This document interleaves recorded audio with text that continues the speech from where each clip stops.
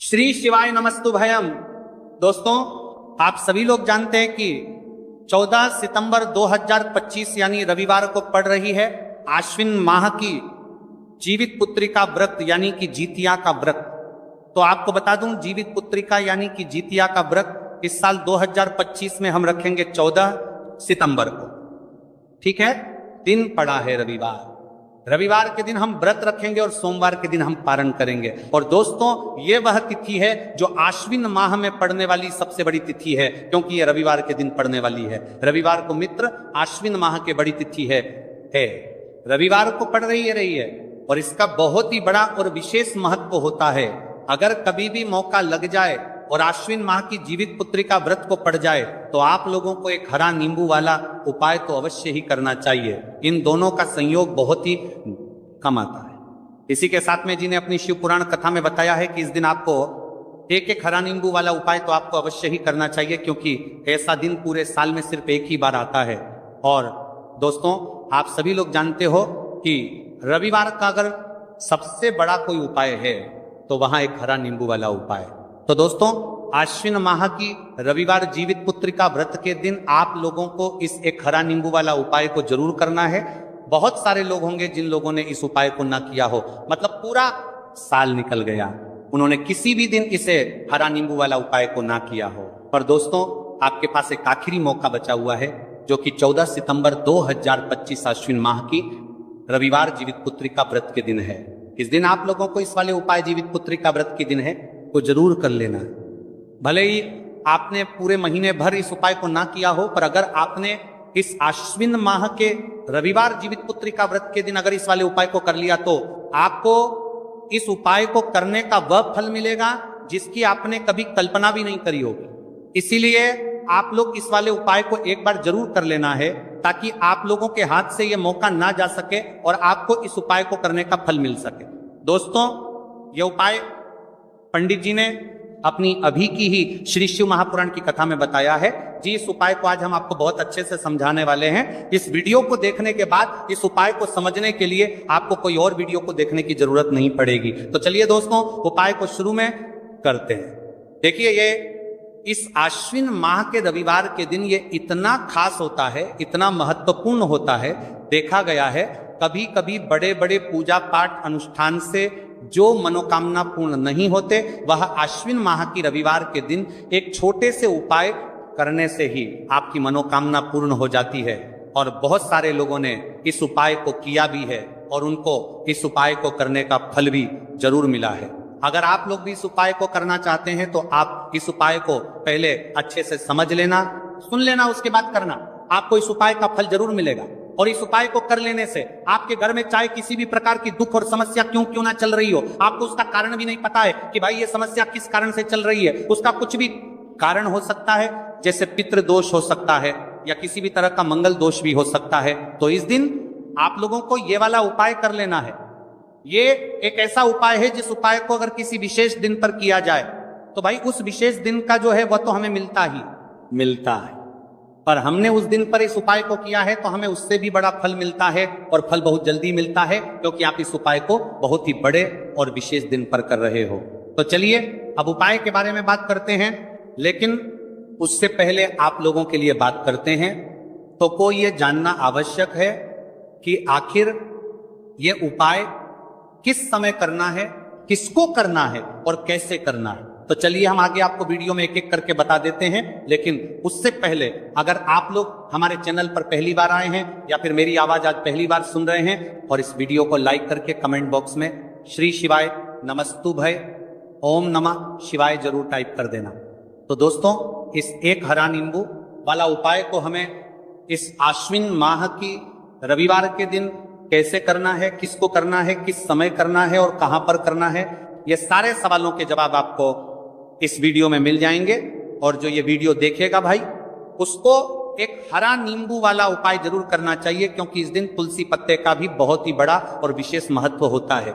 आ जाइए एक हरा नींबू वाला उपाय की तो ये सोने पर सुहागा वाली बात हो जाती है, और ये बहुत ही बड़ा उपाय हो जाता है इस आश्विन माह की रविवार का। तो अब दोस्तों, इस एक हरा नींबू वाला उपाय को आखिर करना किसको है, सबसे पहले हम लोग वो बात जान लेते हैं। तो देखो, घर की जो बड़ी माताएं बहनें होती हैं, उन माताओं बहनों में से कोई भी एक बड़ी माता बहन इस वाले उपाय को कर सकती है। और दोस्तों, अगर आप चाहे तो अपने घर में से सभी सदस्यों को भी इस उपाय को करवा सकते हैं। अगर किसी व्यक्ति की खुद की कोई मनोकामना है, खुद की कोई दुख और परेशानी है जो कि वह अपने लिए ही करना चाहता है, इस वाले उपाय को तो वह खुद अपने लिए भी कर सकता है। बाकी अगर कोई घर में से ऐसा है जो कि अपने पूरे घर परिवार की सुख और शांति के लिए ये वाला उपाय करना चाहता है, तो भाई वो भी करता है, सकता है, उसमें भी कोई दिक्कत वाली बात नहीं है। कहने का मतलब यह है कि इस उपाय को हर एक सदस्य भी कर सकता है और पूरे घर परिवार के सदस्य के लिए घर की बड़ी माताओं बहनों में से कोई एक माता बहन भी कर सकती है। माताएं बहनें अगर घर में उपस्थित ना हो या वह ये वाला उपाय ना कर पा रही हो, तो फिर घर का कोई बड़ा सदस्य भी इस एक हरा नींबू वाला उपाय को कर सकता है, चाहे फिर वो पुरुष ही क्यों ना हो, उसमें कोई भी दिक्कत वाली बात नहीं है। उसके बाद में दोस्त, और जो अगला प्रश्न निकल कर आता है वो ये आता है इस उपाय को लेकर कि आखिर इस उपाय को हमें किस समय करना है, सुबह के समय करना है कि शाम के समय करना है। तो देखो, इस वाले उपाय को आप लोग सुबह के समय भी कर सकते हो और शाम के समय प्रदोष काल में भी कर सकते हो। अब अगर आप पूछो कि भाई साहब सबसे उत्तम समय कौन रहेगा इस एक हरा नींबू वाला उपाय को करने का, तो हम आपसे बस यही कहेंगे कि इस उपाय को आप सुबह के समय करेंगे तो ज्यादा बेहतर होगा। बाकी अगर प्रदोष काल शाम के समय भी करेंगे तो भी अच्छा होगा, उसमें कोई भी दिक्कत वाली बात नहीं है। तो अब दोस्तों, जो अगली सबसे बड़ी और महत्वपूर्ण बात आती है वह ये आती है कि सुबह अगर हम उपाय को करेंगे तो हमें कितने बजे से लेकर कितने बजे तक के बीच में करना है, और शाम के समय प्रदोष काल में करेंगे तो हमें कितने बजे से लेकर कितने बजे के बीच में करना है। तो देखो, सुबह जितनी जल्दी हो सके आप उपाय को करने की कोशिश करना।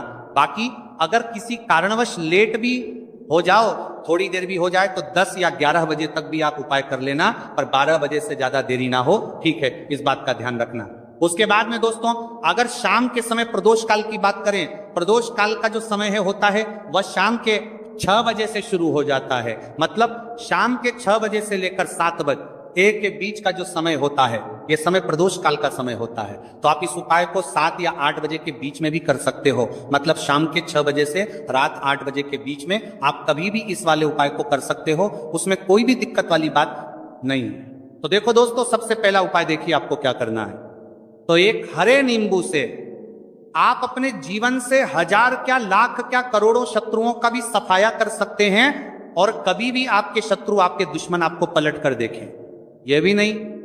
अगर आपने एक हरे नींबू से छोटा सा उपाय कर लिया, तो जो लोग अपने जीवन में शत्रुओं से, दुश्मनों से बहुत परेशान हो चुके हैं, या जिन लोगों के ऊपर शत्रु बहुत कुछ किया कराया करवा रहे हैं, तो ऐसा समझ लीजिए कि जो भी बंधनवार क्रियाएं आपके जो भी पृथ्वी पर छंदा करती है, ऐसे आपके जो भी बंधनवार क्रियाएं, वो जो भी बंधनवार शत्रु ने करवा रखी होंगी, आपके दुश्मन ने करवा रखी होंगी, किसी भी तरह से अगर आपके दुश्मन आपको नुकसान करना चाहते हैं, आपको हानि पहुंचाना चाहते हैं, या किसी भी तरह से आपको परेशान कर रहे हैं, कोई भी दुख, कोई कष्ट आपको दे रहे हैं, किसी भी आपकी संपत्ति पर, आपके व्यापार पर, आपकी दुकान पर उनकी बुरी नजर है, कुछ हड़पने की कोशिश कर रहे हैं, तो समझ लीजिए कि एक हरा नींबू लेकर बहुत छोटा सा उपाय आप करेंगे, और जो शत्रु आपको अपनी ताकत दिखा रहे हैं, आज आपको परेशान कर रहे हैं, उन शत्रुओं की सारी अकड़ निकल जाएगी। एक हरे नींबू के उपाय को अगर आप सही तरीके से कर लेते हैं तो देखिए, उपाय पूरा समझिए, सही से समझ के उपाय करेंगे तो 101% ये उपाय काम करता है, और जो भी आपके दुश्मन हैं या जो भी आपके शत्रु हैं, उनका सफाया पूरी तरह से हो जाता है। तो इस उपाय को आप किसी भी दिन कर सकते हैं। दूसरी चीज, स्त्री पुरुष कोई भी इस उपाय को कर सकता है। ऐसा उपाय आज की वीडियो में लाए हैं जिसमें आपके कोई पैसे खर्च नहीं होने वाले, सिर्फ आपको एक नींबू से उपाय करना है। अब ये हरा नींबू ही है जो आपके जीवन से शत्रुओं का पूरी तरह सफाया कर देगा, और कभी भी दुश्मन और शत्रु आपको परेशान नहीं कर पाएंगे। चाहे शत्रु और दुश्मन कितने भी पावरफुल हो, कितने भी ताकतवर क्यों ना हो, फिर भी आपका बाल बांका नहीं कर सकते। मतलब कितनी भी कोशिश कर ले, लेकिन फिर भी आपका कुछ नहीं बिगाड़ पाएंगे। तो चलिए बात कर लेते हैं उपाय की। उपाय किस तरह से आपको करना है, तो देखिए, सबसे पहले तो आपको इसमें एक हरा नींबू लेना है, ठीक है ना। अब ये उपाय गुप्त शत्रुओं के लिए भी है और उस दुश्मन के लिए भी है जो सामने से आप पर वार कर रहा है, आपको किसी भी तरह की धमकी दे रहा है, कोई नुकसान आपका कर रहा है, वह शत्रु भी परास्त हो जाएगा। और जो आपके पीठ पीछे आपका बुरा कर रहे हैं, क्योंकि देखिए जो गुप्त शत्रु होते हैं ना, इनका ना तो हमें नाम पता होता है, ना इनका एड्रेस पता होता है, ना ये पता होता है कि कितने शत्रु हैं, है ना, क्योंकि ये तो गुप्त तरीके से शत्रुता करते हैं और गुप्त शत्रु के बारे में किसी को कुछ पता नहीं चल पाता है। बहुत कम लोग होते हैं, जान जाते हैं कि हाँ किसी ने कुछ करवा रखा है, फिर भी ये नहीं जान पाते कि कौन व्यक्ति है जो ऐसा करवा रहा है ना। ये बहुत मुश्किल है पता करना। लेकिन अगर आपको आपके दुश्मन का नाम नहीं पता, आपका दुश्मन कहाँ रहता है ये भी नहीं पता, कौन आपसे शत्रुता कर रहा है ये भी नहीं पता, फिर भी ये उपाय आप करिए, क्योंकि जो दुश्मन है, जो शत्रु है, इस उपाय को करने से आप देखेंगे कि वह तुरंत आपके जीवन से दूर हो जाएगा और उसका किया कराया भी दूर हो जाएगा।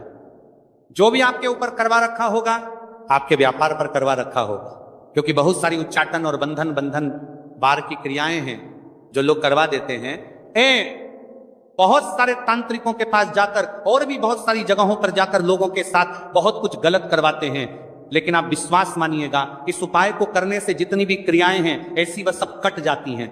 और इस उपाय को करने से घर बैठे आपके शत्रु जो हैं वो दूर हो जाते हैं, मतलब कहीं जाने की आपको आवश्यकता नहीं पड़ती है। तो चलिए बात कर लेते हैं उपाय की। देखिए इसमें एक हरा नींबू आपको लेना है। नींबू बिल्कुल दाग दगीला ना हो। आपने देखा होगा कि कभी कभी नींबू के ऊपर छोटा छोटा दाग है ना आ जाता है, या नींबू थोड़ा सा खराब होता है। लेकिन आप कभी भी उपाय के लिए खराब नींबू ना लें, एकदम साफ सुथरा सा नींबू आपको लेना है।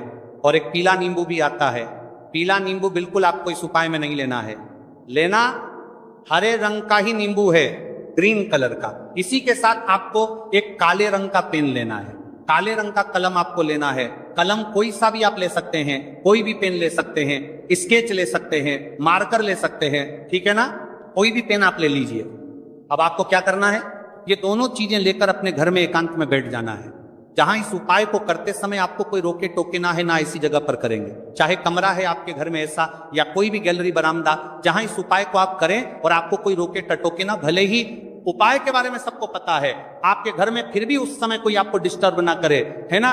इस तरीके से आपको उपाय करना है। तो देखिए सबसे पहले नींबू आपने क्या करना है, नींबू पकड़ना है हाथ में और काले रंग के पेन से इस नींबू के ऊपर अपने दुश्मन का, अपने शत्रु का नाम लिख देना है। अब बहुत सारे लोग कहेंगे कि हमें तो ऐसे ऐसे शत्रु हैं हमारे जीवन में जो गुप्त हैं, जिनको हम जानते भी नहीं, उनका नाम कैसे लिखेंगे। तो देखिए अगर शत्रु का नाम मी नहीं जानते, ये भी नहीं जानते कि कितने शत्रु हैं, तो केवल आप उस नींबू पर शत्रु लिख दें। देखिए जब आप केवल शत्रु लिखते हैं ना, इससे आपके सारे दुश्मन, सारे शत्रु ही परास्त हो जाते हैं, सभी के सभी का सफाया हो जाता है। तो नींबू के ऊपर केवल शत्रु लिखेंगे और फिर इसे आपको काले रंग के कपड़े में रख देना है। शत्रु लिखने के बाद या शत्रु का नाम लिखने के बाद काले कपड़े में रख देना है और 3 बार आपको बोलना है, मेरा शत्रु परास्त हो, मेरा शत्रु परास्त हो, मेरा शत्रु परास्त हो। इसके बाद आपको क्या करना है, काले कपड़े में इस नींबू को रख के इसे बांध लेंगे, पड़तालो पोटली टाइप की बना लेंगे। और जहां कहीं भी आपको थोड़ी सी मिट्टी दिख जाए आपके घर के बाहर, कहीं भी आपको लगे कि हाँ यहाँ कच्ची मिट्टी है, यहाँ खुदाई हो सकती है, वहां छोटा सा गड्ढा कर लें। घर से कोई चीज लेकर जाएं और उस गड्ढे में इस नींबू को आपको रख देना है और मिट्टी अच्छे से ढक देंगे कि नींबू बिल्कुल दिखे ना। यह उपाय शाम के समय का है, मतलब जब सूरज छिप जाता है उसके बाद कभी भी आपको यह उपाय करना है। सूरज की रोशनी में यह उपाय आपको नहीं करना है, यह उपाय करिए। और जब आप इस नींबू को पूरा ढक देंगे, अपने घर चले आइए और कुछ भी आपको नहीं करना है, पीछे पलट कर नहीं देखना है। घर आकर हाथ पैर धो लेंगे और 1000 शत्रु हो, लाख हो, करोड़ हो, बिल्कुल उनका सफाया हो जाएगा। उन्होंने जो क्रियाएं आपके ऊपर करवा रखी हैं, तांत्रिक क्रियाएं या कोई भी जादू टोना, सभी कुछ दूर होता है।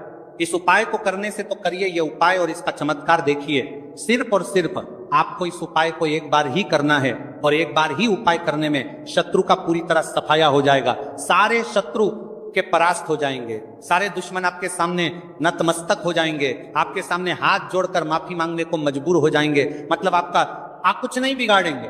तो देखिए नींबू जो है ये साधारण नहीं होता है, नींबू के अंदर ऐसी ऐसी शक्तियां पाई जाती हैं जो आपके दुश्मन को, आपके शत्रु को जड़ से खत्म कर सकती है।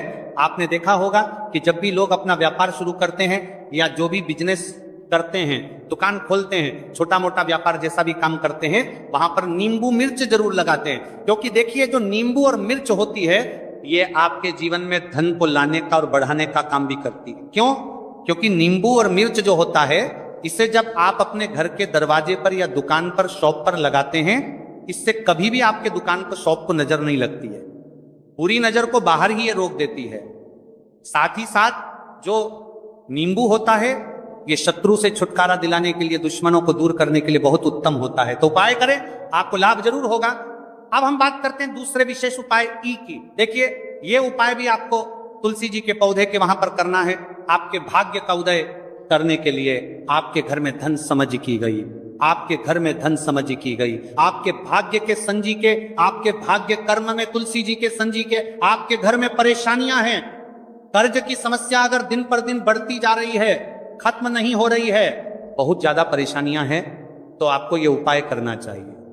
देखो, करना क्या है, बहुत ध्यान से समझना। आपको मात्र तांबे के पात्र के अंदर जल लेना है। उस जल के अंदर एक चुटकी आपको हल्दी मिला देनी है, ठीक है, और साथ में लेना है एक कमलगट्टा। ये केवल उपाय रविवार चैत्र नवरात्रि के दिन करना।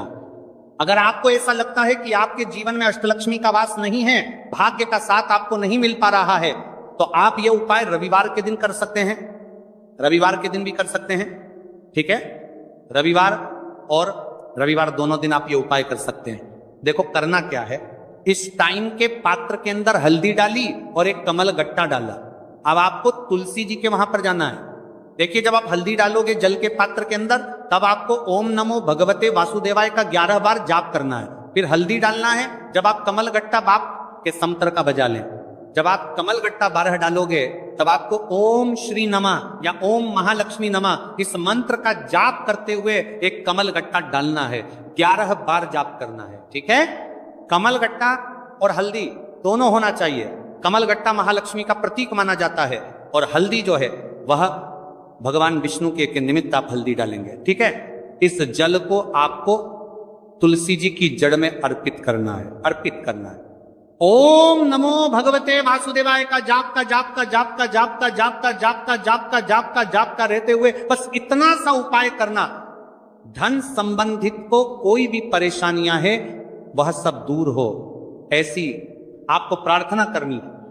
कर्ज से जुड़ी कोई परेशानी हो तो ऐसी प्रार्थना करनी है कि ये दूर हो जाए। ऐसी कामना करते हुए ये दूसरा प्यारा सा उपाय आपको करना है। तो देखो, ये हो गया दूसरा उपाय, जो कि आप सुबह से लेकर के शाम तक कर सकते हैं। रविवार या रविवार के दिन सिर्फ एक बार ही करना है। अब जो कमल गट्टे हैं, कमल गट्टे को आपको वहीं पर तुलसी जी के वहां पर रखे रहने देना है, आपको उठाना नहीं है।